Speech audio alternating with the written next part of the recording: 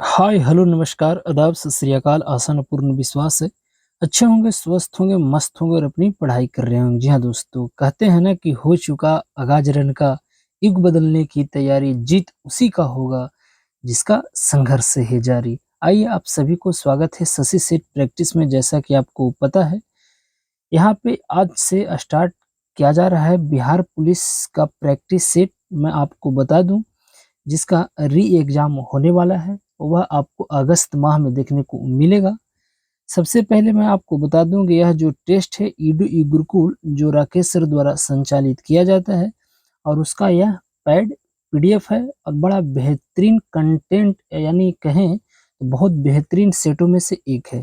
तो चलिए बिना वक्त को जाया किए हुए स्टार्ट किया जाए आज को सेशन को, और देखा जाए आज का पहला प्रश्न। उससे पहले अगर आप मेरी पहली बार यह वीडियो देख रहे हो तो मैं आपसे जरूर आग्रह करूंगा, इस चैनल को सब्सक्राइब कीजिए। अगर आपको अच्छा लगता है तो लाइक कीजिए, अपने दोस्तों को पास इसे शेयर जरूर कीजिए।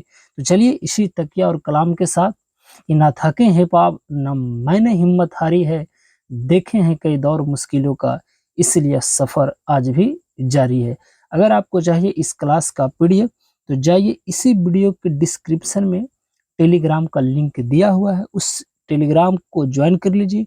वहाँ पे आपको इस क्लास का पीडीएफ फ्री ऑफ कॉस्ट आपको प्रोवाइड करा दिया जाएगा। तो चला जाए, स्टार्ट किया जाए आज को सेशन को, और देखा जाए आज का पहला प्रश्न। पहला जो प्रश्न यहाँ पे बताया जा रहा है, यह मैथ से संबंधित है।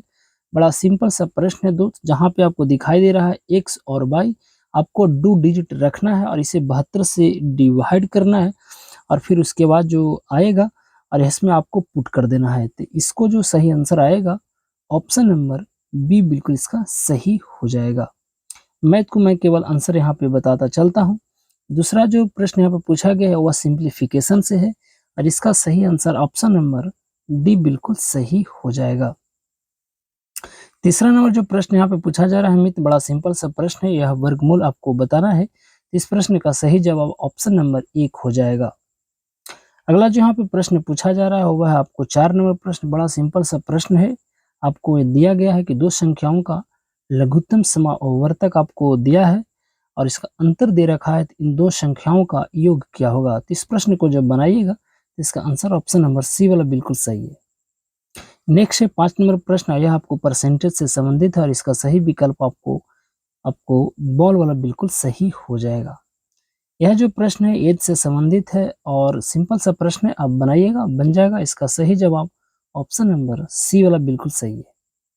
नेक्स्ट है आपको जो इस प्रश्न का जो सही जवाब होगा वह आपको मैं बता दूं, 12, ऑप्शन नंबर बी बिल्कुल सही है। नेक्स्ट है 8 नंबर प्रश्न, 8वां नंबर जो प्रश्न है इसका सही आंसर आप बनाइएगा तो 10 आएगा, यानी ऑप्शन नंबर बी बिल्कुल सही है। 9 नंबर प्रश्न है और इस प्रश्न का जो सही जवाब होगा वो आपको 6000, तो ऑप्शन नंबर ए वाला बिल्कुल सही है। 10 नंबर प्रश्न जो है आपको आपको पता है, यह आपको ज्योमेट्री एडवांस से संबंधित है, और 10 नंबर जो प्रश्न है इस प्रश्न का जो सही आंसर निकल कर आएगा, तो यहाँ पे अगर देखा जाए तो 10 नंबर का ऑप्शन नंबर ए वाला बिल्कुल सही हो जाएगा। अब यहाँ से हमारा चालू होता है आपको जीएस का, और जीएस आपको पता है कि करीब 80 से 85% जीएस पूछा जाता है। तो चलिए यहाँ पे जो प्रश्न पूछा गया है कि निम्नलिखित में कौन सी अदिश राशि है। तो आपको पता होगा कि एक राशि होता है, फिजिक्स में आपको पढ़ना है वेक्टर, उसमें अदिश होता है और एक सदिश होता है। सदिश उसे कहते हैं जिसमें डायरेक्शन और मैग्नीट्यूड दोनों हो। तो यहाँ पे संवेग, बल और आपको वेग, यह सदिश राशि है जिसे हम वेक्टर क्वांटिटी कहते हैं। परंतु प्रश्न पूछा है कि स्केलर क्वांटिटी कौन है, यानी अदिश राशि। तो अदिश राशि जो हमारा हो जाएगा इस प्रश्न का सही जवाब, वह आपको द्रव्यमान हो जाएगा। आपको पता है कि द्रव्यमान को हम मास भी कहते हैं, और इसका एसआई मात्रक आपको जो होता है वह आपको किलोग्राम होता है। द्रव्यमान हमेशा नियत रहता है, यह कभी बदलता नहीं है। बदलता है क्या, भार बदलता है। तो ऑप्शन नंबर सी वाला बिल्कुल इसका सही जवाब हो जाएगा। नेक्स्ट है कि बल द्वारा किया गया कार्य धनात्मक होता है जब। तो बताइए इस प्रश्न का सही जवाब क्या होगा। देखिए बल द्वारा किया गया कार्य धनात्मक होता है जब विस्थापन बल की दिशा में होता है, यानी ऑप्शन नंबर ए वाला बिल्कुल सही। आपको पता है कि विस्थापन जो होता है जिसे हम डिस्प्लेसमेंट कहते हैं, एक तरह से यह भी आपको डिस्टेंस होता है जिसे हम आपका इसका जो अगर देखा जाए सही मात्रा तो ये इनका भी मीटर ही होता है। तो ऑप्शन नंबर ए वाला बिल्कुल सही है। नेक्स्ट है कि जब आप एक रबड़ बैंड खींचते हैं तो हस्तांतरित ऊर्जा डैश के रूप में संग्रहित होती है। तो बताइए इस प्रश्न का सही जवाब क्या होगा? तो जो सही जवाब होगा स्थितिक ऊर्जा, ऑप्शन नंबर ए वाला बिल्कुल सही है। हम ज़्यादा डिटेल में नहीं करेंगे ताकि समय कम लगे। कहता है अगला जो प्रश्न है कि ऊंचाई पर उड़ते हुए विमान के केबिन के अंदर का जो दबाव होता है वह आपको बाहर की तुलना में क्या होता है? देखिए इस प्रश्न का सही जवाब आपको बताना है। इसका जो सही जवाब होगा वह बाहर की तुलना में अधिक होता है। तो सी वाला बिल्कुल सही है। आपको पता है कि हमारा जो विमान होता है वह आपको समताप मंडल में उड़ता है। अगर विमान की ऊंचाई अगर नापना हो तो वह किससे नापते हैं? तो अल्टीमीटर से। आपको पता है कि वाहन जब चलता है जैसे गाड़ी हो, मोटरसाइकिल हो या कार हो तो उसे हम ओडोमीटर से नापते हैं। तो आप इन्हें भी जरूर रखिएगा। वही समताप मंडल के जस्ट थोड़ा सा ऊपर में हमारा ओजोन परत है, जो आपको पता है कि सूर्य से पराबैंगनी किरण जो आता है उसे रक्षा करता है पृथ्वी को। तो यहाँ पे उसे भी जरूर याद रखिएगा। O3 होता है, ओजोन आपको जो होता है उसमें परमाणु ऑक्सीजन के 3 अणु मौजूद होते हैं और जो होता है हमारा ओजोन परत की मोटाई उसे हम डॉप्सन से नापते हैं। तो आप इन्हें भी जरूर याद रखिएगा। अगला जो यहाँ पे प्रश्न पूछा गया है मित्रों वह कहता है कि गर्मी के मौसम में पंखा चलाने पर राहत अनुभव होता है, क्योंकि आपको पता है क्यों राहत होता है? क्योंकि पंखे की हवा से हमारा पसीना तेजी से वाष्प बनकर उड़ जाता है, यही कारण है। तो ऑप्शन नंबर ए वाला बिल्कुल सही है। नेक्स्ट यहाँ पे पूछा जा रहा है कि एक समतल दर्पण द्वारा बनाई गई छवि, छवि का मतलब होता है प्रतिबिंब, आपको बताना है कि वह कैसा होगा।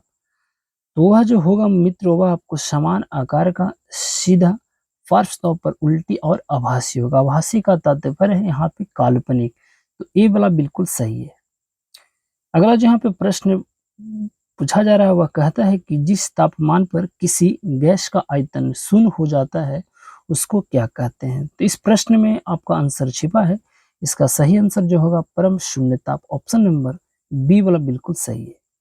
नेक्स्ट यहाँ पे पूछा गया है कि निम्न में कौन सा ऑक्साइड अम्लीय नहीं है? तो देखिए इसमें अगर पूछा जाए तो अम्लीय जो नहीं है वह आपको कार्बन मोनोऑक्साइड होगा। एक होता है CO2 जिसे हम कार्बन डाइऑक्साइड कहते हैं। तो ऑप्शन नंबर ए वाला बिल्कुल सही है।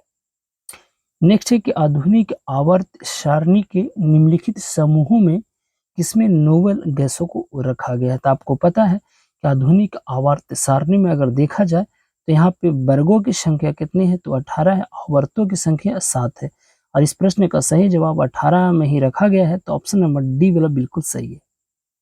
नेक्स्ट यहाँ पे पूछा गया है कि स्टेनलेस स्टील बनाने के लिए निम्नलिखित में से किस धातु को क्रोमियम के साथ मिलाया जाता है? तो सही जवाब इसका क्या होगा? तो निकेल और लोहा को क्रोमियम के साथ मिलाया जाता है। तो ये वाला बिल्कुल सही है। नेक्स्ट यहाँ पे पूछा जा रहा है मित्रों वह आपको 21 नंबर जो प्रश्न है कहता है कि निम्न में कौन सा संतृप्त हाइड्रोकार्बन है? आपको पता है कि संतृप्त हाइड्रोकार्बन किसे कहते हैं? जिसमें एकल बॉन्ड हो वही आपको संतृप्त हाइड्रोकार्बन कहलाता है और संतृप्त हाइड्रोकार्बन का उदाहरण होता है आपको एल्केन। और एल्केन का आपको पता है कि फॉर्मूला होता है CnH2n+2, जैसे उसी के ऊपर आधारित है हमारा मीथेन, एथेन, प्रोपेन और ब्यूटेन। परंतु इस विकल्प में जो है आपको गलत विकल्प दिया गया है। इस प्रश्न का अगर देखा जाए तो इसमें अगर उदाहरण के तौर पर अगर देखा जाए तो C2H6 होना चाहिए जिसे हम एथेन कहते हैं। तो ऑप्शन नंबर इसमें एक भी इसमें सही नहीं है। तो अपने अनुसार इस प्रश्न को आप सही कर लीजिएगा। अगला जो यहाँ पे प्रश्न पूछा जा रहा है मित्रों वह आपको कि डैश के जवाब के कारण दृढ़ उत्तक की कोशिका मितियां जो है मोटी होती है। तो वह आपको लिग्निन के कारण, ऑप्शन नंबर ये वाला बिल्कुल सही है। मैं थोड़ा सा गति को बढ़ाता हूँ ताकि समय कम लगे। निम्न में लाल संवहनीय संयोजिक उत्तक है। तो आपको पता है कि हमारा जो ब्लड है वह आपको कैसी है? तो संयोजिक तरल आपको उत्तक होता है। तो रुधिर बिल्कुल इसका सही जवाब हो जाएगा। नेक्स्ट है कि निम्नलिखित जीवों में से कौन सा जीव मुकुलन जिसे हम बंडिंग द्वारा प्रजनन नहीं करता है। तो देखिए ऑप्शन के अनुसार अगर देखा जाए तो एनेलिडा नहीं करता है, तो ऑप्शन नंबर डी वाला बिल्कुल सही है। नेक्स्ट है कि डॉल्फिन के समूह को क्या कहा जाता है। आपको पता होगा कि डॉल्फिन भारत का जलीय जीव है जो गंगा नदी में आपको देखने को मिलेगा। और आपको पता होगा कि डॉल्फिन को भारत का जलीय जीव कब घोषित किया गया था, तो आपको पता होगा कि वह आपको 5 अक्टूबर 2009 में किया गया था। इसीलिए 5 अक्टूबर को आपको डॉल्फिन दिवस भी मनाया जाता है। परंतु पूछा जा रहा है कि किस समूह को कहा जाता है, तो यहाँ पे ऑप्शन नंबर बी यानी पॉड वाला बिल्कुल सही हो जाएगा। नेक्स्ट है कि समान परिस्थिति में अम्ल की अभिक्रिया से पेट की अंदरूनी परत को बचाने का कार्य कौन करता है, तो वह जो काम करता है जिसे हम बलगम कहते हैं, ऑप्शन नंबर ए वाला बिल्कुल सही है। नेक्स्ट है कि निम्न में कौन सा अंग पित्त रस जिसे हम वाइल्ड जूस स्रावित करता है, तो बड़ा सिंपल सा प्रश्न है। यकृत जिसे हम लिवर भी कहते हैं, इसका अध्ययन हेपेटोलॉजी में होता है, तो आप इसे जरूर याद रखिएगा।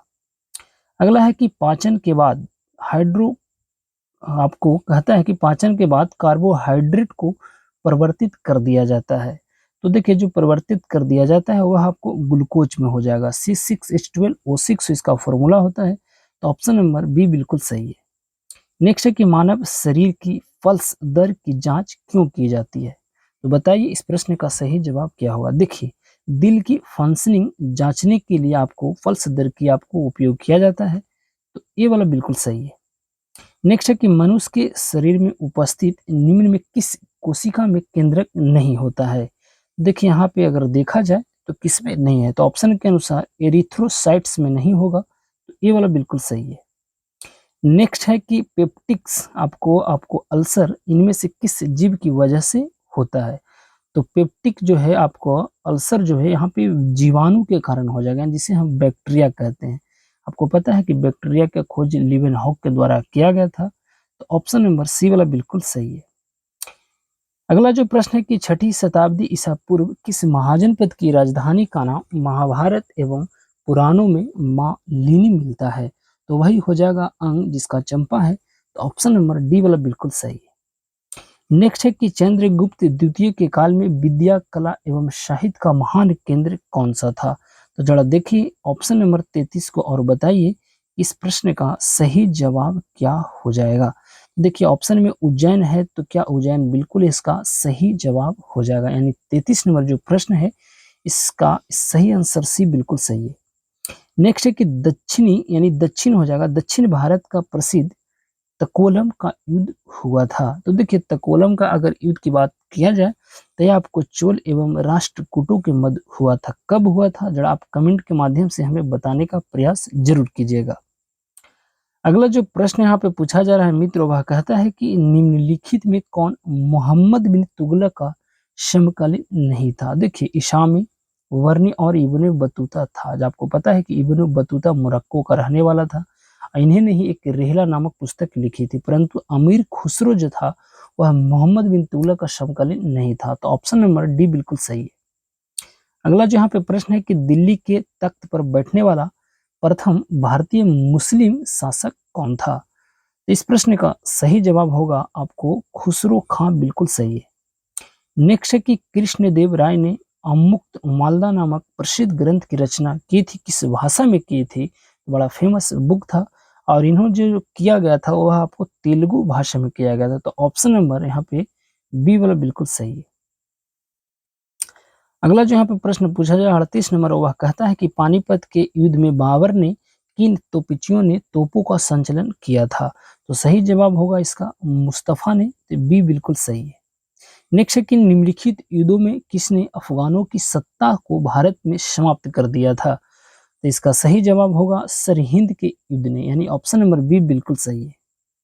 नेक्स्ट है कि इजारेदारी अथवा लगान वसूली के लिए बोली लगाने की प्रथा शुरुआत किस अंग्रेज गवर्नर जनरल द्वारा किया गया था। देखिए मैं यहाँ पे केवल आंसर और क्वेश्चन ही बता रहा हूँ, आपको एक्सप्लेनेशन नहीं बता रहा हूँ। इसलिए नहीं बता रहा हूँ कि आपको एक्सप्लेनेशन बताने में टाइम लगता है, और टाइम लगेगा तो वीडियो लंबा होगा। ऐसा नहीं है कि मुझे नहीं आता, बहुत अच्छा से मैं पढ़ाता हूँ और पढ़ता भी हूँ, तो मुझे हर चीज़ पता है, तो मैं इसलिए नहीं बता रहा। अगर आपको डिमांड होगा कि इसकी पूरी व्याख्या किया जाए तो मैं बिल्कुल अगली वीडियो से कर दूंगा, इसमें कोई संकोच की बात नहीं होगी। 40 नंबर जो प्रश्न है, इस प्रश्न का जो सही जवाब होगा मित्र वह आपको वारेन हेस्टिंगस होगा। आपको पता है कि बंगाल का प्रथम गवर्नर जनरल वारेन हेस्टिंगस था और प्रथम अगर वायसराय अगर पूछा जाए तो वह लॉर्ड क्लाइव था। तो ऑप्शन नंबर बी बिल्कुल यहाँ पे सही हो जाएगा। नेक्स्ट यहाँ पे कहा जा रहा है कि सिविल सेवाओं में भर्ती के लिए खुली प्रतियोगिता का आयोजन किस वर्ष आपको शुरू किया गया था। तो 41 नंबर प्रश्न का सही जवाब होगा 1853। ऑप्शन नंबर सी वाला बिल्कुल सही है। अगला जो यहाँ पे प्रश्न है कि स्वामी विवेकानंद को किसने आधुनिक राष्ट्रीय आंदोलन का आध्यात्मिक पिता कहा था। तो 42 नंबर प्रश्न का सही जवाब सुभाष चंद्र बोस हो जाएंगे। ऑप्शन नंबर आपको ए वाला बिल्कुल सही। आपको पता है कि स्वामी विवेकानंद को 12 जनवरी को आपको पता है कि राष्ट्रीय युवा दिवस मनाया जाता है और सुभाष चंद्र बोस को आपको जो जन्म दिवस मनाया जाता है वह 23 जनवरी को मनाया जाता है पराक्रम दिवस के रूप में। तो आप इन्हें जरूर याद रखिएगा। अगला जो यहाँ पे प्रश्न पूछा जा रहा है कि भारत के स्वतंत्रता संग्राम के दौरान द डेक्कन एजुकेशन सोसाइटी की स्थापना निम्न के द्वारा किया गया था। तो बताइए एमजी रानाडे बिल्कुल सही है। ऑप्शन नंबर यहाँ पे डी वाला बिल्कुल सही हो जाएगा। अगला है कि स्वराज दल का क्या उद्देश्य था। देखिए प्रश्न का लेवल को देखिए, बड़ा बेहतरीन टेस्टों में से आपको यह एक टेस्ट होगा, यूट्यूब के ऊपर सबसे बेहतरीन टेस्ट है। इसका जो प्रश्न का सही जवाब होगा कि काउंसिल में बैठकर अपना विरोध प्रकट करना ही स्वराज दल का आपका मुख्य उद्देश्य था। तो ये बिल्कुल सही है। नेक्स्ट यहाँ पे पूछा जा रहा है कि ब्रिटिश संसद द्वारा भारतीय स्वतंत्रता अधिनियम कब पारित किया गया था। तो यह जो पारित किया गया था मित्रों वह आपको 18 जुलाई 1947 को। तो यहाँ पे ए वाला बिल्कुल सही है। नेक्स्ट है कि किस अधिनियम के द्वारा प्रांतीय बजट को केंद्रीय बजट से पृथक यानी अलग कर दिया गया था। तो यह जो हो जाएगा 1919 का अधिनियम आपको पता है। ऑप्शन नंबर बी बिल्कुल सही है। नेक्स्ट है कि पूर्ण सूर्य ग्रहण के समय सूर्य का कौन सा भाग दिखाई देता है। जो दिखाई देता है उसे हम क्रीट कहते हैं यानी कोरोना। अगर पूछा जाए कि सूर्य ग्रहण कब लगता है तो सूर्य ग्रहण कब लगता है तो आपको पता होना चाहिए। आपको सूर्य ग्रहण कब लगता है तो EMS यानी सूरज और पृथ्वी के बीच चंद्रमा आ जाए तो हम कह सकते हैं कि सूर्य ग्रहण लगता है। तो ऑप्शन नंबर आपको बी बिल्कुल सही है। नेक्स्ट यहाँ पे कहता है कि शांता आना किस क्षेत्र की स्थानीय पवन है। तो यह जो आपको देखने को मिलेगा मित्र वह आपको कैलिफोर्निया में। सी वाला बिल्कुल सही है। अगला है कि वॉन एलन विकिरण मेखला निम्न में से किस मंडल में होता है। तो यह जो होता है मित्र वह आपको वही मंडल में हो जाएगा। आपको पता है कि आयन मंडल में हमारा कम्युनिकेशन होता है और जो होता है क्षोभ मंडल में पूरी जितने भी आंधी तूफान वर्षा यानी मौसम संबंधी जितने भी घटना होती है वह क्षोभ मंडल में ही होता है। तो आप इन्हें जरूर याद रखिएगा। अगला है कि वेनेजुएला के घास के मैदान को क्या कहते हैं। आपको पता होगा उसे हम लानोज कहते हैं। तो सी वाला बिल्कुल सही है। अगला यहाँ पे दिया गया है मित्र वह आपको सूची दिया गया है। सूची की सहायता से आपको बताना है इसका सही जवाब क्या होगा। थोड़ा सा मैं प्रश्न को छोटा किया हूँ। देखिए एक तरफ से आपको सूची 1 दिया गया है और एक तरफ से आपको सूची 2 दिया गया है। देखिए इसमें आप एक प्रश्न तो आपको आता ही होगा कि ग्रेट डिवाइडिंग रेंज जो है और यह ऑस्ट्रेलिया में पाया जाता है यानी बी के 3। अब बी के 3 आपको एक ही ऑप्शन में दिखाई दे रहा है यानी कभी कभी एक ही प्रश्न से आपको आंसर निकल जाता है। तो सी वाला बिल्कुल सही है। परंतु आपको मैं बता दूं कि यह जो है आपको एब्रो घाटी जो पाया जाता है वह आपको स्पेन में, ग्रेट डिवाइडिंग ऑस्ट्रेलिया में, पो घाटी जो यहाँ आपको पाया जाएगा इटली में और एटलस पर्वत जो पाएगा वह आपको साउथ अफ्रीका में। तो सी बिल्कुल यहाँ पे सही हो जाएगा। चलिए अगला जो यहाँ पे प्रश्न पूछा जा रहा है मित्र वह आपको कहता है कि प्रायद्वीपीय भारत की कौन सी नदी पूर्व की ओर बहती है। तो वही नदी महानदी पूर्व की ओर बहती है। तो ऑप्शन नंबर आपको बी वाला बिल्कुल सही है। इसी महानदी के आपको ऊपर जो है आपको हीराकुंड बांध है जो भारत का सबसे क्या है लंबा बांध है या ऊंचा बांध है। तो सबसे आपको जो हो जाएगा वो आपको क्या हो जाएगा हीराकुंड जो बांध है भारत का सबसे ऊंचा बांध है या लंबा बांध आपको बताना है। या आपको कटक नदी या जो है आपको कटक उड़ीसा के बगल में है तो आप इसे जरूर याद रखिएगा। अगला जो यहाँ पे प्रश्न पूछा जा रहा है कि गंगा तथा मिसिसिपी नदियों का डेल्टा किस प्रकार का डेल्टा है। तो 53 नंबर जो प्रश्न है इसका सही जवाब अगर देखा जाए तो यहाँ पे विकल्प में आपको दे रखा है। इसका जो सही जवाब होगा वह आपको प्रगतिशील डेल्टा का उदाहरण होता है। तो सी वाला बिल्कुल सही है। अगला जो यहाँ पे प्रश्न पूछा जा रहा है, मैं थोड़ा सा इसे और बड़ा करता हूँ। अगला जो यहाँ पे प्रश्न पूछा जा रहा है मित्रों, वह कहता है कि केंद्रीय सिस्मोलॉजिकल ऑब्जर्वेटरी कहाँ स्थित है। तो यह जो होगा वह आपको देखा जाए तो कोडाईकनाल में, आपको कोडाईकनाल यानी ऑप्शन नंबर ए वाला बिल्कुल सही है। नेक्स्ट है कि निम्नलिखित में किस पंचवर्षीय योजना में आर्थिक समृद्धि दर अपने लक्ष्य से अधिक रही थी। तो वह 8वीं पंचवर्षीय योजना में रही थी, तो डी वाला बिल्कुल सही है। नेक्स्ट है कि मुद्रा अवमूलन का अर्थ क्या है। देखिए मुद्रा अवमूलन की अगर बात करते हैं तो 56 नंबर का जो प्रश्न का सही जवाब होगा, अंतर्राष्ट्रीय व्यापार में प्रयुक्त प्रमुख मुद्राओं की तुलना में मूल्य में गिरावट ही मुद्रा अवमूलन कहलाता है, तो ये वाला बिल्कुल सही है।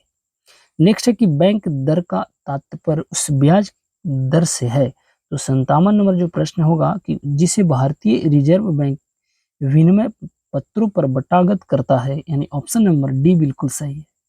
नेक्स्ट है कि भारतीय रिजर्व बैंक द्वारा नगद आरक्षण अनुपात को बढ़ाने पर निम्न में से क्या प्रभाव पड़ता है। देखिए अगर यहाँ पे बढ़ता है तो इसका जो है मुद्रा आपूर्ति घट जाएगी, यानी ऑप्शन नंबर बी बिल्कुल सही। आपको पता है कि आरबीआई जो है भारत का, आरबीआई जिसे हम रिजर्व बैंक ऑफ इंडिया कहते हैं, भारत का राष्ट्रीय बैंक है, बैंकों का बैंक है। आपको पता होगा कि यंग हिल्टन आयोग की सिफारिश पर 1934 के अधिनियम के द्वारा 1 अप्रैल 1935 में इसका स्थापना किया गया था। जिस समय स्थापना किया गया था इसका मुख्यालय कोलकाता था, परंतु अभी वर्तमान में मुंबई महाराष्ट्र में है। और इसका जो गवर्नर है वह 25वें क्रम के शक्तिकांत दास है, जिसे best governor of the year का भी अवार्ड मिल चुका है। तो आप इन्हें जरूर याद रखिएगा। अगला जो प्रश्न है कि निम्न में से प्रत्यक्ष कर कौन सा है। देखिए अगर यहाँ पे कर की बात करता है तो इसका जो सही जवाब आयकर जो हो जाएगा वो प्रत्यक्ष कर का उदाहरण है, तो ये वाला बिल्कुल सही है। नेक्स्ट है कि भारतीय संसदीय प्रणाली ब्रिटिश संसदीय प्रणाली से इस बात में भिन्न है कि भारत में जो है आपको क्या है। देखिए यहाँ पे ऑप्शन दिया गया है और 4 ऑप्शन को जब आप आराम से पढ़िएगा तो इस प्रश्न का सही जवाब न्यायिक आपको परिविलोकन जो है आपको ऑप्शन नंबर डी वाला बिल्कुल सही है। और यह आपको एनसीईआरटी का प्रश्न है, बड़ा बेहतरीन प्रश्नों में से एक है। अगला प्रश्न यहाँ पूछा जा रहा है कि 3 सदस्यीय कार्य संचालन समिति का अध्यक्ष कौन था। ये भी एनसीईआरटी को से ही पूछा जा रहा है और इस प्रश्न का जो सही विकल्प होगा आपका के एल मुंशी साहब, यानी ऑप्शन नंबर ए वाला बिल्कुल सही है।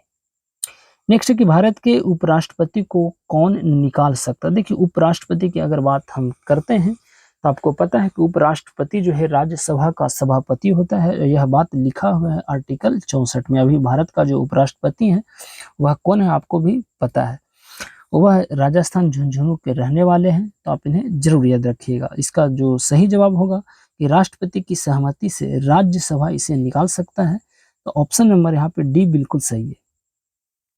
अगला जो यहाँ पे प्रश्न पूछा जा रहा है मित्रों, वह कहता है कि यदि राष्ट्रपति किसी विधायक को पुनः विचार के लिए वापस भेजे तो क्या हो सकता है। तो देखिए समान बहुमत से पुनः पारित होने पर उसे सहमति देने पर बाध्य किया जा सकता है, तो बी बिल्कुल सही है। नेक्स्ट है कि ऐसे व्यक्ति का नाम बताइए जिसने राज्यपाल, उपराष्ट्रपति एवं राष्ट्रपति पद का कार्य किया है, तो वही डॉक्टर जाकिर हुसैन, यानी ऑप्शन नंबर सी वाला बिल्कुल सही है। नेक्स्ट है कि लोकसभा के अध्यक्ष को अध्यक्ष पद की शपथ कौन दिलाता है। देखिए आपको पता है कि लोकसभा का अध्यक्ष जो होता है वह आपको अभी ओम बिरला साहब हैं, जो राजस्थान आपको कोटा से सांसद हैं। आपको पता है कि लोकसभा का अध्यक्ष का जो शपथ दिलाया जाता है या चुनाव किया जाता है तो लोकसभा के सदस्यों द्वारा चुनाया जाता है, तो इसका कोई विकल्प सही नहीं है, तो इन उपयुक्त में से कोई विकल्प नहीं होगा।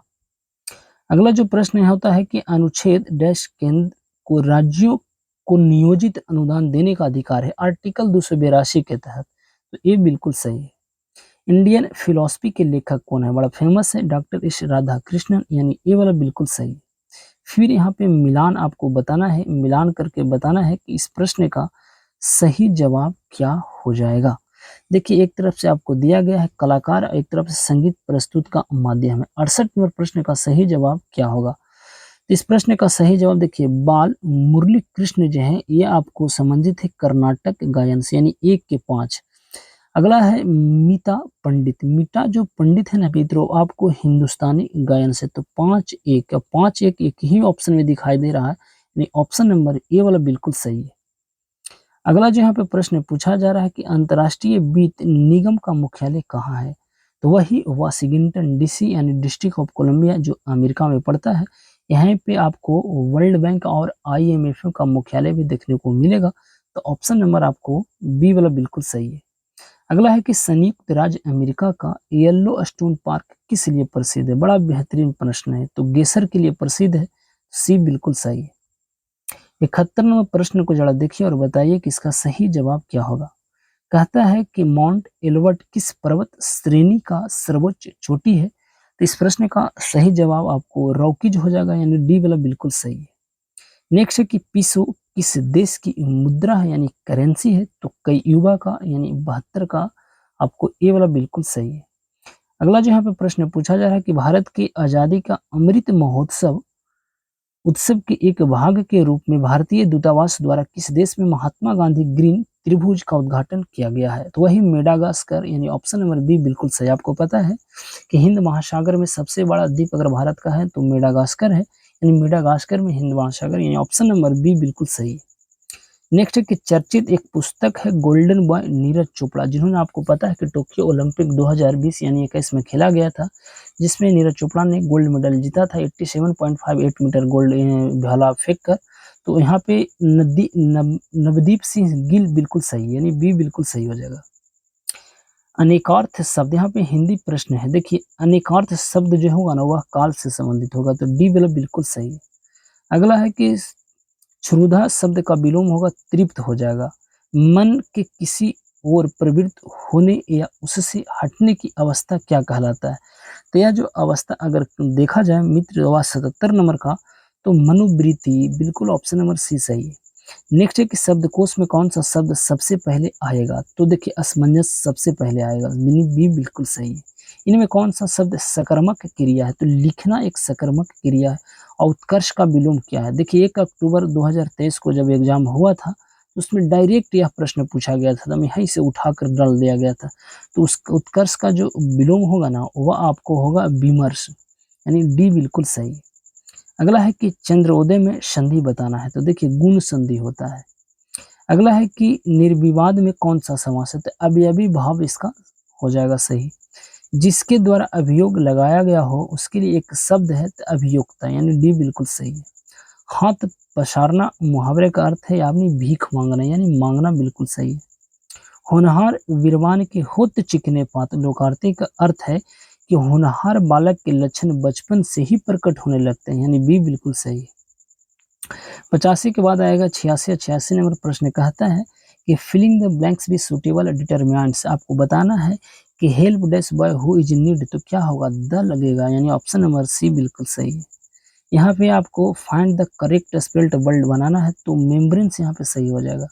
अगला है ये भी यहाँ पे इंग्लिश दिया गया है, तो इसका सही जवाब जो हो जाएगा chain to a society is A, तो आपको रिफॉर्मर हो जाएगा, यानी ए वाला बिल्कुल सही है। अगला जो यहाँ पे प्रश्न पूछा जा रहा है वह आपको क्या होगा? ब्यूटीफाई का जो होगा ना डम हो जाता है।